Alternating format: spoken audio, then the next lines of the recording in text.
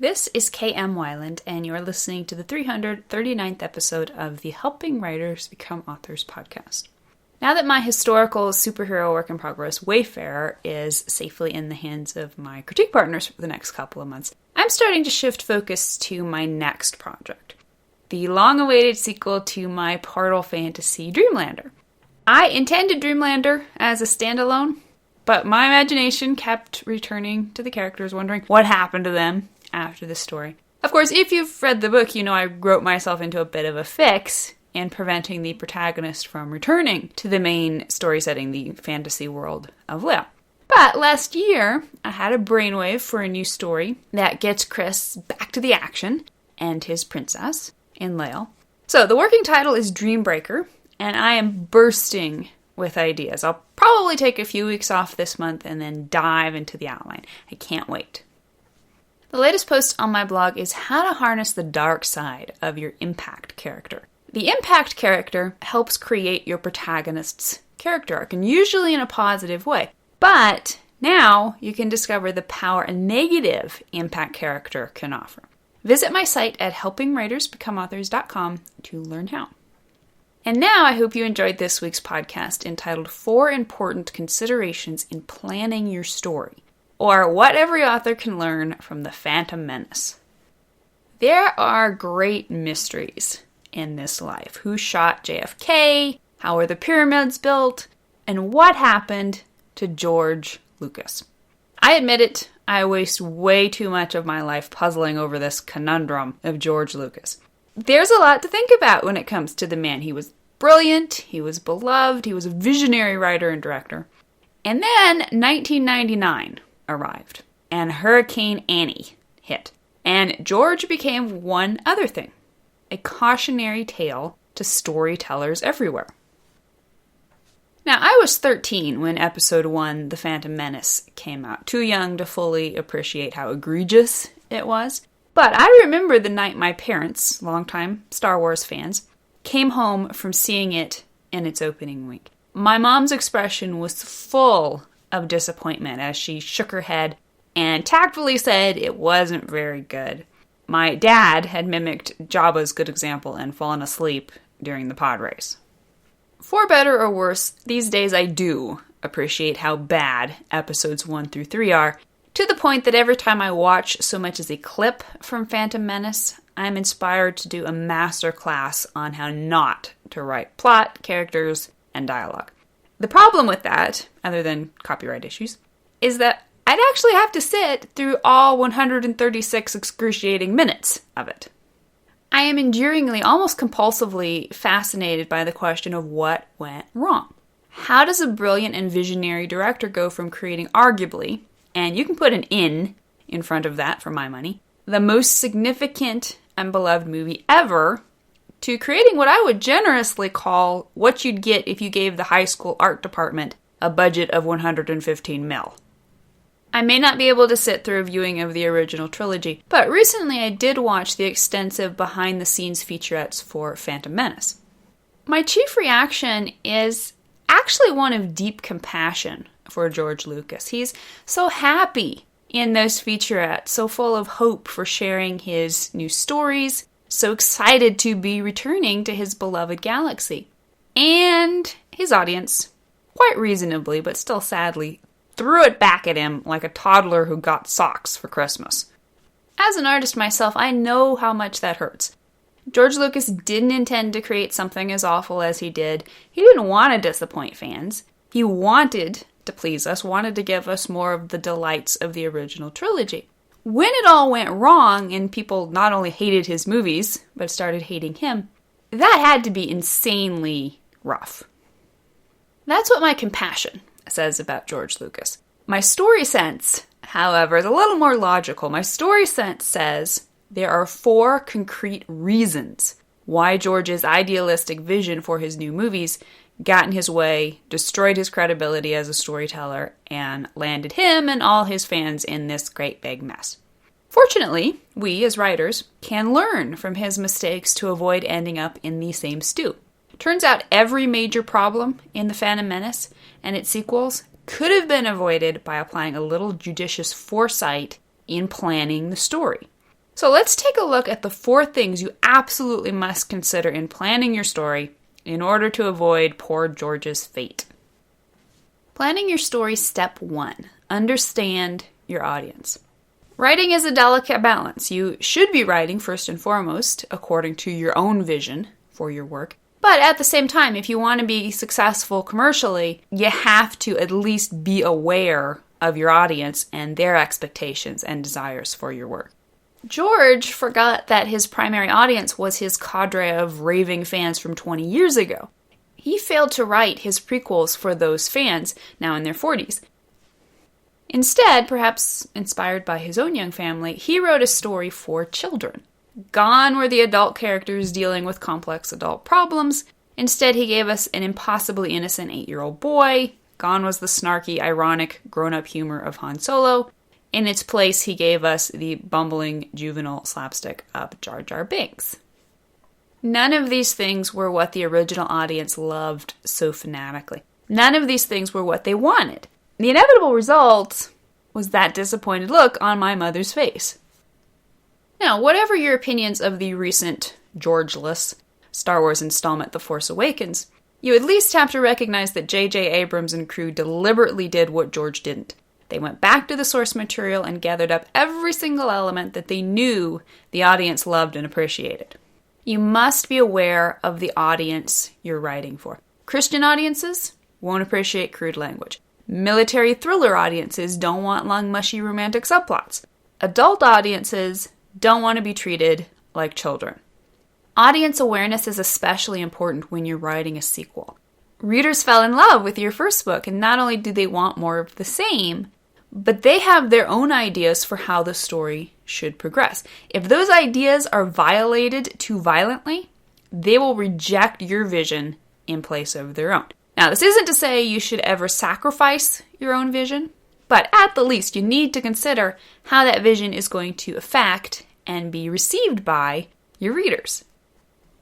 Planning your story, step 2. Understand your source material. It's an interesting irony that sometimes a story's fans end up understanding the story better than the creator. I've written before about how you want your readers to essentially become your co-writer, in the sense that they start filling in blanks with their imaginations. You want them to make the story their own. Ideally, this means they're going to obsess about it as much, probably even more, than you do. That's a good thing. But it also makes your job of understanding your own story even more important.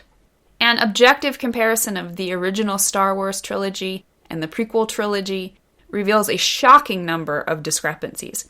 Fans have to work overtime to make the prequel story of Anakin Skywalker fit with the facts we were told in the original trilogy. For example, Obi-Wan's whole, "I thought that I could instruct Anakin just as well as Yoda, I was wrong," doesn't jive at all with his reluctance to accept Qui-Gon's dying wish that he train the boy.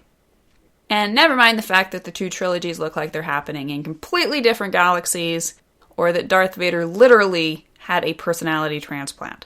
If you can think back to the old days, before you saw the prequels, then you no doubt had a very different sense for what Luke and Darth Vader's backstory must be. We can only conclude that George either A, didn't understand his original trilogy as well as the rabid fans who studied it inside out, or B, he didn't care about the inconsistencies he was blithely creating. Whatever the cause, the prequel suffered greatly from the general incoherence. You must understand your story. This goes doubly for books within a series where you must concentrate on creating consistent arcs and details, but it applies even to standalone books. Before you start writing your book, you should understand the causal motivations in the story's beginning that will create its ending. Subtext, the space between the lines in your story, is one of your most powerful weapons, but it only works if you wield it with knowledge. It's not enough to create blank spaces in your story. You have to understand exactly what's in those blanks, even if you never blatantly show readers. Planning your story, step 3. Understand your thematic arc. In so many ways, theme is story. This is the point of your story. As plot whisperer Martha Alderson said in the October 2004 issue of Writer's Digest, the theme is the why. It's your reason for writing the story. And if you don't understand this about your story, then you don't understand your story. Honestly, I think if George had gotten this one right, I would have forgiven him all the other major bloopers. But he didn't. The prequels are the story of the fall of Darth Vader. On a purely thematic level, the arc is impressive, moving, tragic. It had the potential to be powerful stuff. What it's not is the righteous hero's journey of Luke Skywalker. It's still a story with the potential to be every bit as influential and memorable, but it is a story of darkness. As such, to tap the power of truth at its core, it needed to be presented in a way that fearlessly maximized that darkness, so that the light of Luke's story could shine all the brighter. To my eternal sorrow, that is not what George gave us. He gave us a story about innocent children, whiny teenagers, young love, idealistic politics, cool action, gorgeous special effects, weak character motivations, and weaker humor. I keep imagining what an actor like Tom Hardy or Christian Bale could have done with the role of Anakin Skywalker. The inner darkness that could have been tapped, the wrenching pain of fallen humanity that could have been shared, the subtlety of tortured expression that could have been shown. Instead, we get a fractured story arc that tries to be light, happy, and fun for the first 3 quarters before taking an abrupt and inconsistent turn into unconvincing personal corruption. It's a powerful story wasted, and that is the saddest thing of all about Anakin Skywalker's fall from grace. So ask yourself right now, what kind of story are you telling? What is your character's arc? Where does he find himself at the end of the story? What is the fundamental thematic truth your story is positing? Whether you're writing a tragic corruption arc or a fun love story, you need to be aware of that decision in every word you write. Now, this doesn't mean dark stories can't have moments of humor, and happy stories can't have moments of darkness. But it does mean every single piece of the story must be chosen to support the overall thematic arc. Whatever subject you've chosen, tell it fearlessly. If you're writing a dark story, you must be willing to embrace the darkness, not laugh your way around the corners. Whatever truth is at your theme's heart, you must willingly explore its depths. If you don't know your theme, then you won't understand how to construct a plot and character arc that will support it.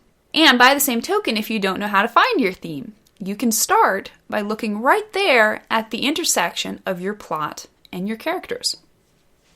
Planning your story step number 4.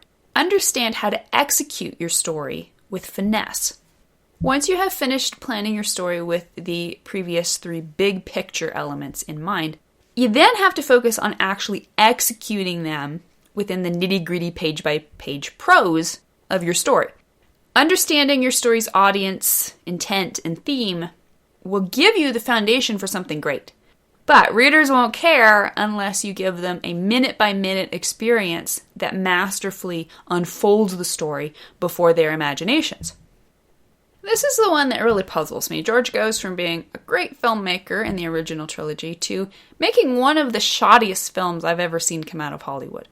I won't even get into the film-specific aspects such as the mind-numbing editing, but I'd be remiss not to mention the flat, on-the-nose dialogue in every single scene, or the character motivations that span the gamut from non-existent to just plain stupid, or as Aaron McCausland astutely pointed out in his story structure database submission on my site, for Attack of the Clones, Anakin's story becomes a subplot for the entirety of the first 2 movies.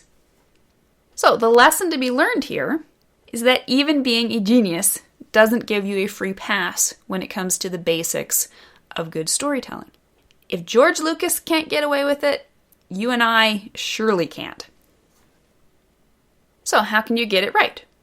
You're already on the right track. You're listening to this podcast, which means you're committed to studying the craft and improving your skill in understanding and applying the fundamental tenets of the craft. Story structure, character arcs, theme, dialogue, pacing, narrative voice. And in order to create a story that affects readers to the utmost of its ability, You must be executing all of these vital techniques with subtlety, deftness, and finesse. Some of that takes practice, but largely it's all a matter of understanding how they work and being aware of how you're applying them on every page of your book. For me, George Lucas remains an inspiration.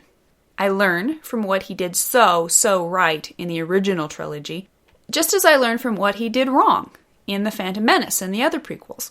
Beyond that, he continually inspires me to remain vigilant in never resting on my past successes, never believing that just because I wrote one good story, I will automatically and effortlessly write another one.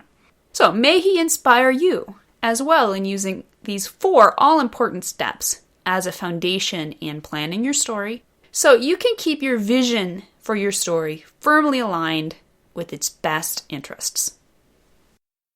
Thank you for listening to the Wordplay Podcast. To read a transcript of this episode, you can visit my website at helpingwritersbecomeauthors.com. And be sure to check back again next week.